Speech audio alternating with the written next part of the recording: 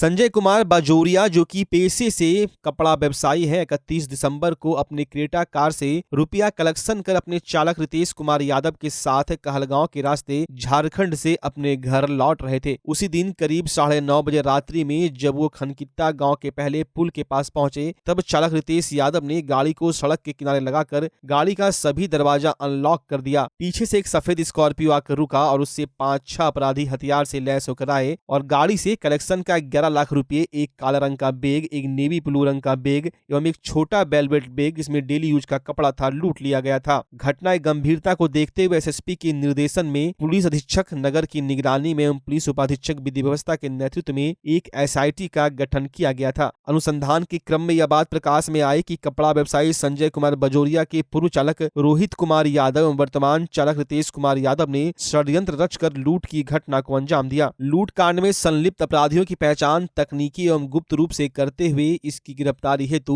SIT की विशेष team द्वारा छापेमारी करते हुए गुप्त सूचना एवं तकनीकी अनुसंधान के आधार पर लूट की घटना में शामिल कुल 6 अपराधियों को लूट का सामान व लूट में प्रयुक्त हथियार के साथ गिरफ्तार किया गया। गिरफ्तार अपराधियों में रितेश कुमार यादव, रोहित यादव, विक्की यादव, गोलू पासवान उर्फ विक्रम कुमार पासवान, अरुण यादव, पंकज यादव है। वहीं अभी भी एक अपराधी फरार चल रहा है, जिसको लेकर छापेमारी जारी है।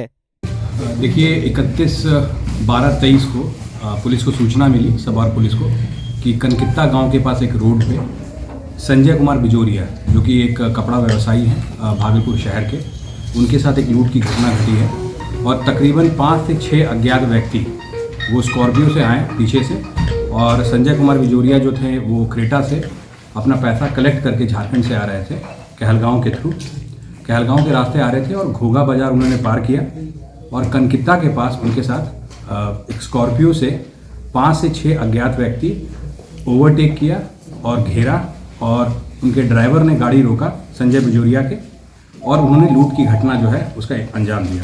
तकरीबन 11 लाख रुपए जो है, जो विक्टिम ने बताया है, 11 लाख रुपए जो है उनसे लूटा गया।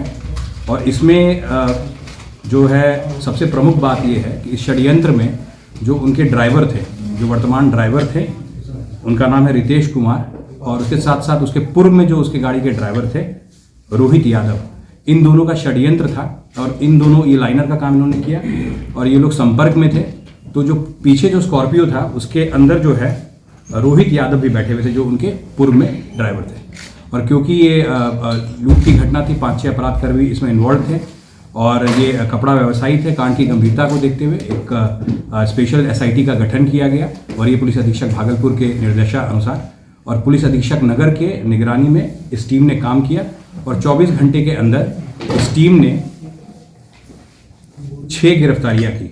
सबसे पहले इन्होंने रितेश और इस टीम ने रितेश और रोहित यादव को गिरफ्तार किया और इनकी निशानदेही पर अन्य 4 लोग को गिरफ्तार किया गया, जो कि विक्की यादव हैं, नवटोलिया के, गोलू पासवान, मनोहरपुर थाना मधुसूदनपुर, अरुण यादव थाना मधुसूदनपुर, पंकज यादव करेला थाना मधुसूदनपुर।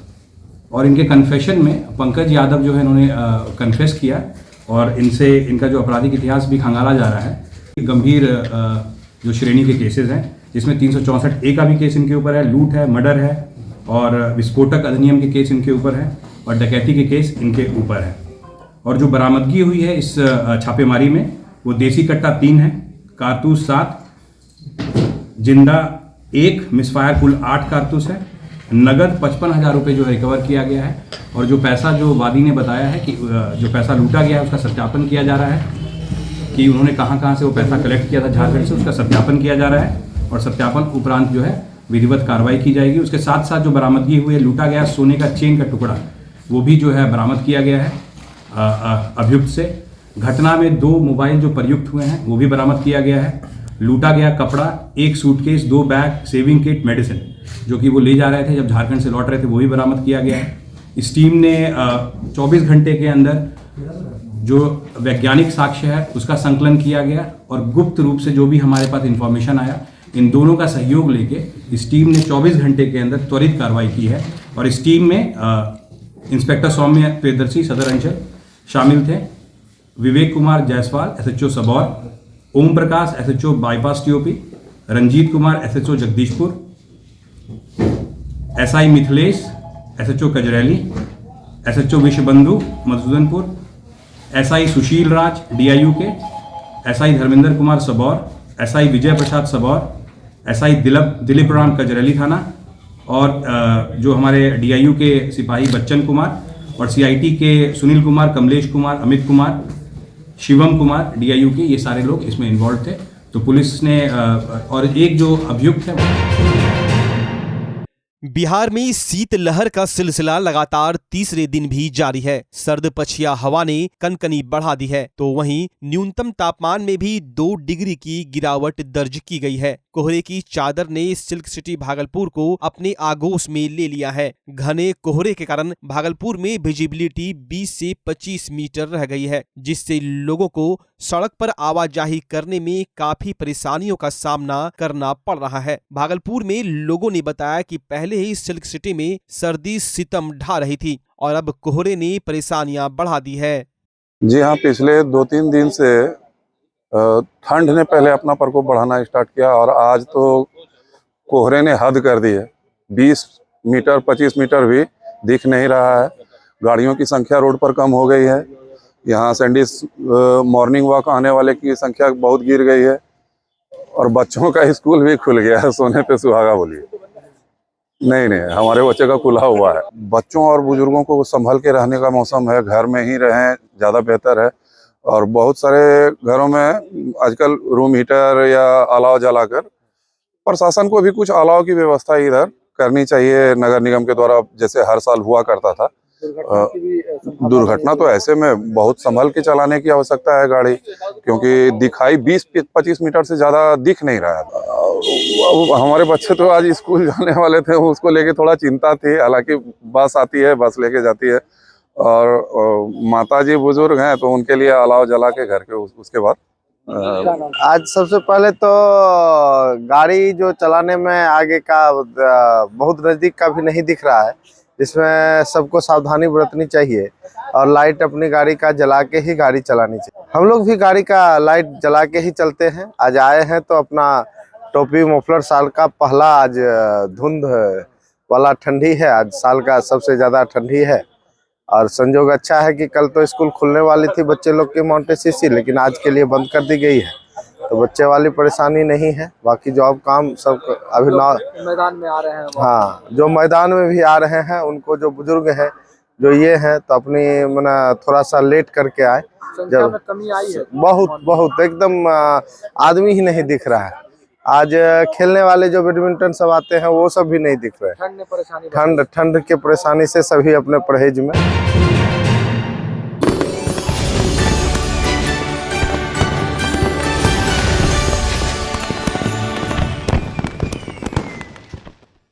नमस्कार, मैं सत्येंद्र कुमार, जिला प्रभारी आम आदमी पार्टी भागलपुर। आप सभी देशवासियों और भागलपुर वासियों को नववर्ष और मकर संक्रांति की हार्दिक शुभकामना देता हूं और आप लोग नए वर्ष में सुखी रहें, सानंद रहें, स्वस्थ रहें।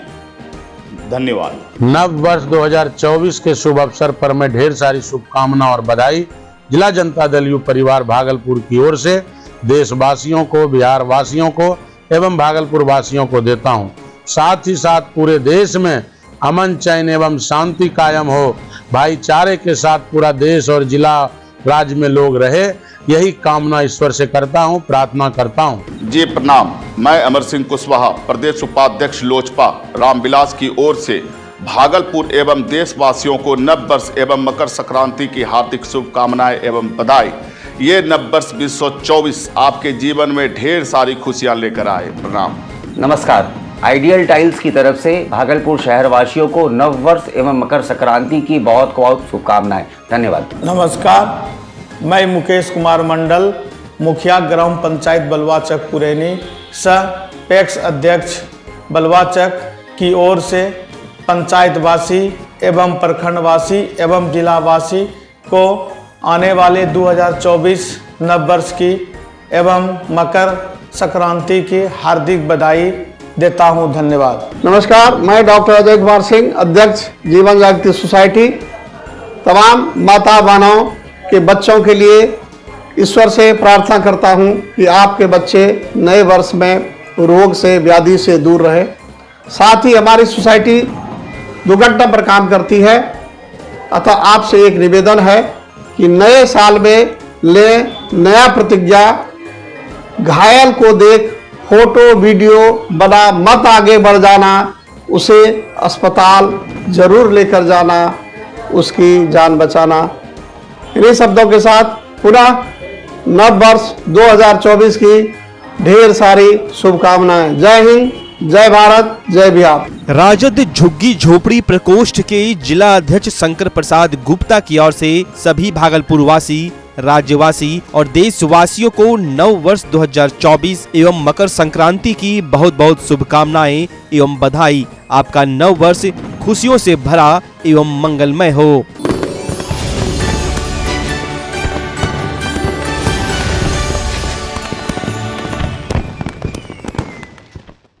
बच्चा जब जन्म लेता है तो कई बार बच्चा तुरंत नहीं रोता है, रोने में देर हो जाता है। ऐसे में बच्चा क्षतिग्रस्त हो जाता है और उसके बचने की संभावना कम हो जाती है, और यदि बचा तो भविष्य में उसमें विकलांगता की समस्या आती है, जिसे सीपी कहते हैं, जिसका कोई माकूल इलाज नहीं है और ज़िंदगी भर बच्चा विकलांगता से जूझ सकता है। ऐसे में पूरे संसार में कूलिंग थेरेपी का सहारा लिया जाता है।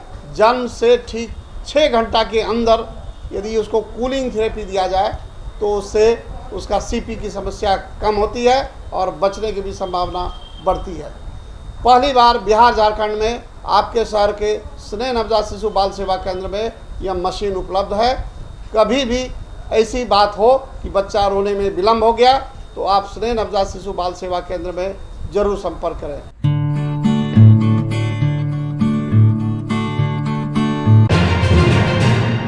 भाजपा के राज्यसभा सांसद प्रोफेसर राकेश सिन्हा भागलपुर में आयोजित विकसित भारत संकल्प यात्रा कार्यक्रम को लेकर भागलपुर पहुंचे, जहां आयोजित एक प्रेस कॉन्फ्रेंस के दौरान उन्होंने कहा कि देश में चलाई जा रही मोदी सरकार की योजना में सबसे अधिक योजना का लाभ अल्पसंख्यक समुदाय के दरवाजे तक पहुंचा है। लेकिन मुस्लिम समुदाय के लोगों को खासकर समझना चाहिए कि जब योजनाओं के लाभ एवं नीतियों में कोई भेदभाव नहीं है, सबका साथ सबका विकास के सिद्धांत पर मोदी सरकार चल रही है, तो कांग्रेस और उनके सहयोगियों द्वारा अल्पसंख्यक और बहुसंख्यक कहकर समाज को विभाजन किया जा रहा है। जहां सांप्रदायिकता के आधार पर देश का ध्रुवीकरण कर मतदान करना देश के लिए घातक है, वहीं दूसरी ओर भाजपा के राज्यसभा सांसद राकेश सिन्हा ने बिहार सरकार पर निशाना साधते हुए कहा कि बिहार में राज्य और सरकार नाम की कोई चीज नहीं है। बिहार एक राज्य विहीन राज्य है, जहाँ कानून का राज समाप्त हो गया है और भू माफिया, बालू माफिया और शराब माफिया तीनों माफियाओं का राज है। वहीं आम नागरिक तो असुरक्षित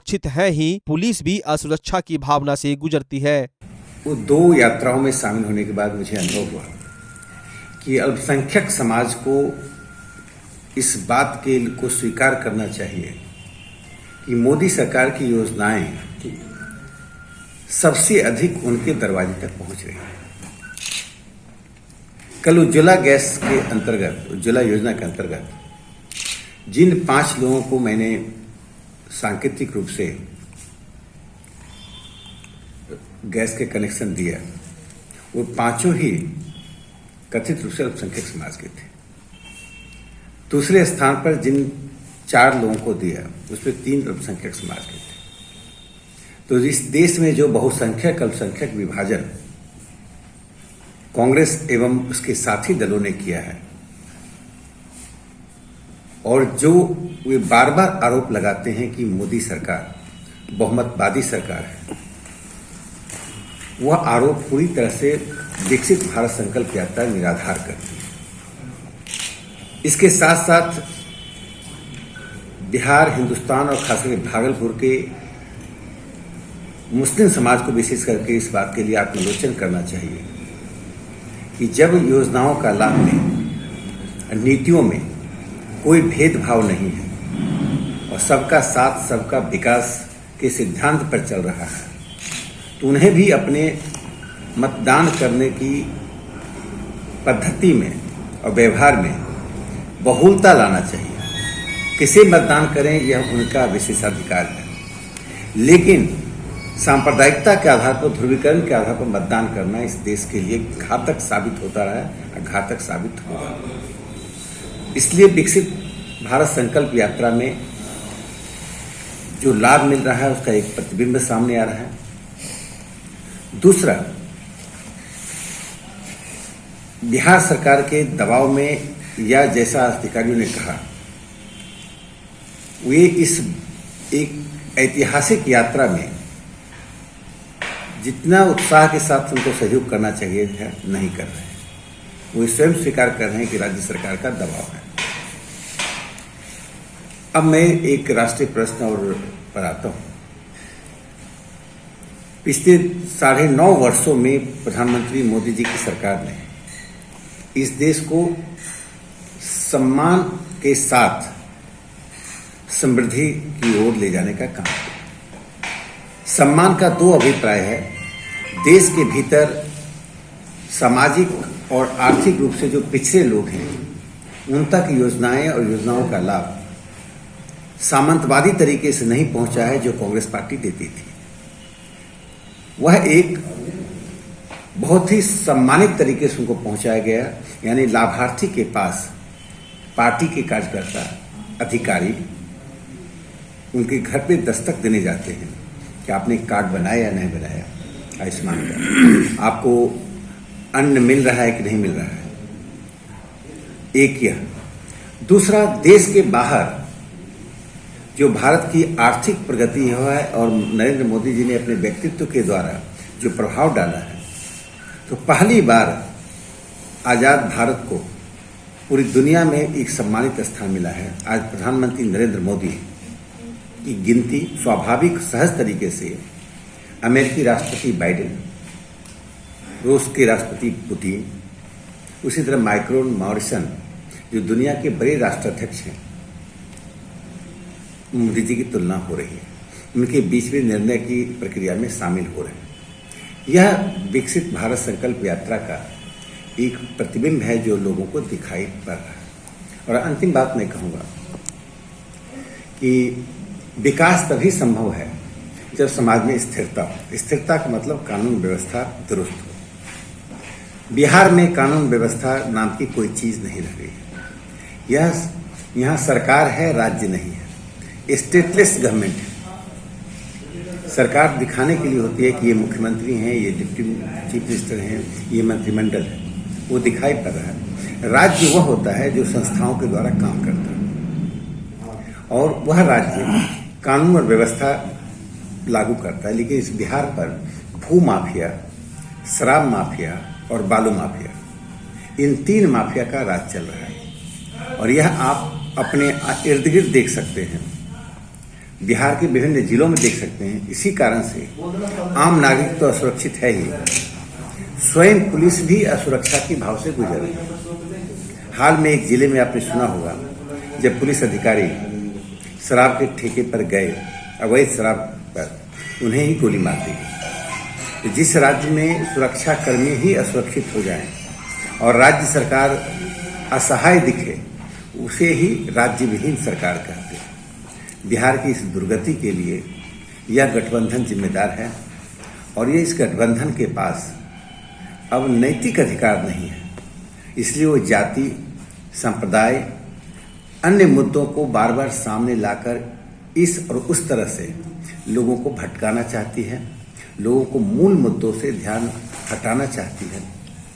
शिक्षा के सभी केंद्र आज भ्रष्टाचार के अड्डे बन गए हैं या स्कूलों के भवन जर्जर हो चुके हैं, शिक्षकों की अनुपस्थिति रह रही है और विद्यालय को ठीक करने की जगह, शिक्षकों की नियुक्तियों को ठीक करने की जगह बिहार की सरकार के पाठक हिंदू की छुट्टियों की कटौती कर रहे हैं। यानी कि विनाशकाले विपरीत बुद्धि में ये सरकार चल रही है। भागलपुर नगर निगम में मेयर और नगर आयुक्त के बीच चल रहे विवाद को लेकर डिप्टी मेयर ने आज प्रेस वार्ता का आयोजन किया, जिसमें उन्होंने कहा कि जिस प्रकार से वो सोच कर आए थे कि शहर का विकास होगा, लेकिन उस प्रकार से शहर का विकास नहीं हो पा रहा है। जहां जाड़े के समय अभी कंबल का वितरण हो जाना चाहिए था, लेकिन इसकी अनुमति भी अभी तक नहीं मिली है। 28 तारीख को हुई बैठक के दौरान हंगामे के बाद बैठक स्थगित कर दी गई, जिस कारण कई कार्य नहीं हो पाया, जिसको लेकर वो मेयर और नगर आयुक्त से बात करेंगे और शहर के विकास में सभी को मिलजुल कर एक साथ करने की कोशिश करेंगे। हम लोग मिलजुल करके काम करें, हो सकता है बहुत सारे काम में कुछ डिले होता है, कुछ टेक्निकल प्रॉब्लम आ जाता है, किसी टेंडर को रीटेंडर कराना पड़ता है, और विशेषकर सफाई एजेंसी से गिला शिकवा ज़्यादा है, तो हम उसको कैसे यहाँ से विदा करेंगे या कैसे इसको सुधार करेंगे, तो इसके लिए एक प्रयास हम लोग का होना चाहिए। आप लोगों को जो बुलाया कि हम मेयर साहबा हो, नगर आयुक्त साहब हो, या हमारे माननीय पार्षदगण और अस्थायी समिति के सदस्य हो, मिलजुल करके बैठे और भागलपुर के विकास के लिए हम लोग काम करने का प्रयास करें। छोटे छोटे बात को लेकर के हम ऐसे इस पर न हो जिससे कि हमारा विकास बाधित हो। तो हम चाहेंगे ऐसे पार्षद जो चाहते हैं, और नगर आयुक्त साहब, हमारे मेयर साहबा मिलजुल करके हम लोग एक प्रयास करें, और जो भागलपुर की मूलभूत समस्या है उस समस्याओं को दूर कराने का पॉजिटिव ढंग से प्रयास करेंगे तो हम समझते हैं कि ज़रूर हमें कामयाबी मिलेगी। और सब अपने वार्ड के लिए, अपने शहर के लिए काम करने के लिए यहाँ पर आए हैं, और जनता को बहुत सारी उम्मीदें वाबस्ता हैं इस वोट से। तो हम बहुत सारे भावनाओं को, बहुत सारे ऐसे इसको भागलपुर की जनता के लिए हमें त्यागना होगा ताकि उन तक वो लाभ पहुंचे, और हमारी कुछ प्रॉब्लम नहीं हल हो पा रहे हैं तो हमें प्रयास करना है। तो हम ये चाहेंगे कि सब मिलजुल करके, मेयर साहबा हो, नगर आयुक्त हो, हमारे माननीय पार्षद हो, मिलजुल करके इस काम को करें और भागलपुर के विकास के लिए, भागलपुर की जनता के विकास के लिए पूरा मेहनत करें। उनको हम छोड़ भी दें भागलपुर की जनता के लिए, ताकि जनता जो बहुत उम्मीद से हम लोगों को भेजी है, उस उम्मीद पर हम लोग खरे उतरने का प्रयास थी, जिसमें वीडियोग्राफी को लेकर के शायद विवाद उत्पन्न हुआ कि वीडियोग्राफी होगा और नहीं होगा। इसके चलते कुछ मेयर साहबा और नगर आयुक्त साहब कौन चाह रहे थे, वीडियो चाह रहे थे नहीं हो, मेयर साहबा चाह रही थी कि वीडियोग्राफी हो, और नगर आयुक्त साहब ने कहा कि इसको नियमतः लाना होगा, तब होगा ये वीडियोग्राफी। इसी विवाद में शायद बैठक नहीं हो पाई, मैं भागलपुर में नहीं था, लेकिन इस के लिए कि वीडियो हो और नहीं हो, इसके लिए भागलपुर का विकास रुक जाए तो ये अफसोस की बात है। तो ऐसा क्या, तो वही लोग बता सकते हैं कि वीडियोग्राफी, देखिए हर सारे चीज का वीडियोग्राफी होता है, लेकिन विधिवत उसका एक बनता है, उसको एग्रीमेंट करना पड़ता है जो वीडियोग्राफर होता है कि हम कैसे इसको पार्षद का कहना था कि वीडियोग्राफी वहां पर होना चाहिए। इसी मुद्दे को लेकर के शायद बात बढ़ी और बैठक नहीं हो पाई। तो इस मुद्दे को लेकर के बैठक न हो पाई तो इससे तो विकास बाधित होगा। सारे मुद्दों पर हम लोग अडिग न रहें, बल्कि मिलजुल करके इसको काम को आगे बढ़ाने का प्रयास करें, और ऐसे कोई भी एजेंडा जिस पर हम लोग को बहुत हिच है, अलग से बैठ करके इस मसले को हल करने का प्रयास। टीएमबीयू एक ऐसा अनोखा विश्वविद्यालय बनता चला जा रहा है जहां पूरे देश में बीसीए के छात्रों का रिजल्ट घोषित हो चुका है, लेकिन टीएमबीयू की स्थिति ऐसी चरमराई हुई है कि यहां के छात्र अभी भी भटक रहे हैं, अभी भी रिजल्ट का इंतजार कर रहे हैं, जबकि पूरे देश में बीसीए 2020-23 सत्र का रिजल्ट घोषित हो चुका है। वहीं आक्रोशित बीसीए के छात्रों ने आज तिलका मांझी भागलपुर विश्वविद्यालय के कुलपति का घेराव किया, साथ ही प्रशासनिक भवन के सामने घंटों प्रदर्शन किया। उन लोगों का साफ तौर पर कहना है कि जब तक हम लोगों की परीक्षा की तिथि घोषित नहीं हो जाएगी तब तक हम लोगों का यह प्रदर्शन जारी रहेगा। वहीं प्रदर्शनकारी छात्रों ने कहा कि बीसीए 20-23 सेशन पूरे भारतवर्ष में खत्म हो चुका है। इस सेशन के विद्यार्थियों को परीक्षा के बाद परिणाम भी घोषित कर दिया गया है। यहाँ तक कि बिहार की मुंगेर यूनिवर्सिटी में भी इसकी परीक्षा खत्म होकर परीक्षार्थियों को रिजल्ट जारी कर दिया गया है। लेकिन TMBU में न टीचर है न पढ़ाई होती है, फिर भी आदेश जारी किया गया है 75% उपस्थिति हो। अब कॉलेज में पढ़ाने के लिए शिक्षक ही मौजूद नहीं है तो फिर वहां जाकर हम लोग क्या करेंगे। इतना ही नहीं, तालिबानी फरमान यह भी जारी किया गया कि 3 दिन विद्यार्थी नहीं आएंगे तो उनका नाम काट दिया जाएगा। वहीं दूसरी तरफ शिक्षक अगर नहीं आ रहे तो उस पर कोई कार्रवाई नहीं हो रही। इस पर संज्ञान क्यों नहीं लेते? जब तक परीक्षा की तिथि घोषित नहीं होगी तब तक यह प्रदर्शन हम लोगों का जारी रहेगा। वहीं प्रदर्शन में BCA सेमेस्टर 2023 के दर्जनों छात्र मौजूद थे।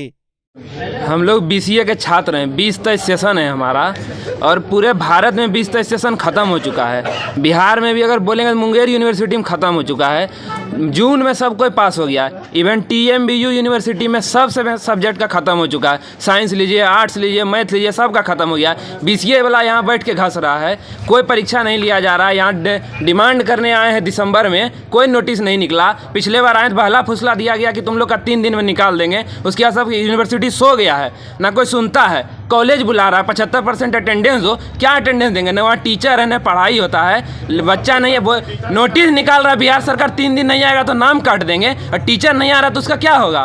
टीचर बोल रहा है हम आएंगे, अगला दिन अब्सेंट होता है। यूनिवर्सिटी लेट कर रहा है, उसका फाइन कौन भरेगा? भरेगा 1 करोड़ का फाइन। हम एक दिन लेट फॉर्म भरते हैं 1000 फाइन हमसे मांगता है, कौन देगा? बाप घर से पैसा निकाल रहे हैं। बाप वहाँ काम करता है, मेहनत से पैसा देता है। 3000 का है ग्रेजुएशन का फीस, हम लोग 10-10 हज़ार 60,000 दे के यहाँ पैसा पढ़ रहे हैं। क्या सीखे हैं आज तक? हैं BCA खाली नाम का। TMBU क्या पढ़ा रहा है? BCA में क्या सिखाया हम लोग को?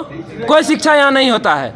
TMBU खाली नाम का। बिहार इतना पिछड़ा का है, कोई यूनिवर्सिटी यहाँ सही से नहीं। सब यूनिवर्सिटी बंद करो। आज क्या कर रहे हो? 22 जनवरी को अयोध्या के श्री राम मंदिर में रामलला की मूर्ति विराजमान हो रही है, जिनका प्राण प्रतिष्ठा किया जाना है। इसको लेकर पूरे देश में अक्षत निमंत्रण लोगों तक पहुंचाया जा रहा है। इसी बाबत अब भागलपुर के अधिवक्ता समुदाय के लोगों ने भी इसका बीड़ा उठाया है। भागलपुर के कचहरी परिसर में आज एक बैठक आयोजित किया गया, जिसमें भागलपुर के दर्जनों अधिवक्ताओं ने यह संकल्प लिया कि रामलला की मूर्ति की प्राण प्रतिष्ठा का निमंत्रण लोगों को अब हम लोग भी देंगे। यानी कि अधिवक्ता भी अब भागलपुर शहर के कोने कोने में लोगों को अपने स्तर से अक्षत निमंत्रण देंगे। गौरतलब है कि 22 जनवरी को होने वाली श्री रामलला की प्राण प्रतिष्ठा को लेकर लोगों से अधिवक्ताओं ने अपील करते हुए कहा कि 22 जनवरी को अयोध्या नहीं जाकर अपने घरों में और आसपास के मंदिरों में पूजा पाठ करें एवं दीपोत्सव मनाएं। मैं आनंद कुमार अधिवक्ता परिषद NCM मेंबर हूँ और आज का बैठक का था श्री राम मंदिर प्राण प्रतिष्ठा अक्षत वितरण सह आमंत्रण पत्र का कैसे अधिवक्ताओं के बीच में हम लोगों ने एक जो है बैठक किया कि कैसे अक्षत वितरण ज़्यादा से ज़्यादा के बीच लोगों के बीच में जा पाए, आमंत्रण कैसे पहुंच पाए। जो कि 22 तारीख को जो है राम मंदिर प्राण प्रतिष्ठा जो कि अयोध्या में होना है, उस दिन हम लोग जो है हर अधिवक्ताओं के बीच में ये संदेश देना चाह रहे थे कि जो है उस दिन हम लोग दिवाली का माहौल बनाएं, हर घर में दीप जले। और अधिवक्ताओं के बीच में ये हम लोगों ने सहमति पारित किया कि अधिवक्ताओं का अधिवक्ता परिसर में यहाँ पर हम लोग खीर भोग का जो है आयोजन और यहाँ पर जो है अयोध्या राम प्रतिष्ठा का लाइव प्रसारण का जो है वो कार्यक्रम करना चाह रहे हैं और सभी अधिवक्ताओं ने अपना इसमें रुचि दिखाई। इसी संबंध में हम लोगों ने बैठक इसमें किए हैं। क्या और कहेंगे शहरवासी? श्री राम जन्मभूमि प्राण प्रतिष्ठा महाअभियान के जिला संयोजक और विश्व हिंदू परिषद के जिला उपाध्यक्ष, इस आज की बैठक हम लोग किए थे अधिवक्ता समाज में कि राम जन्मभूमि का निमंत्रण जो है हर समाज में कैसे पहुँचे।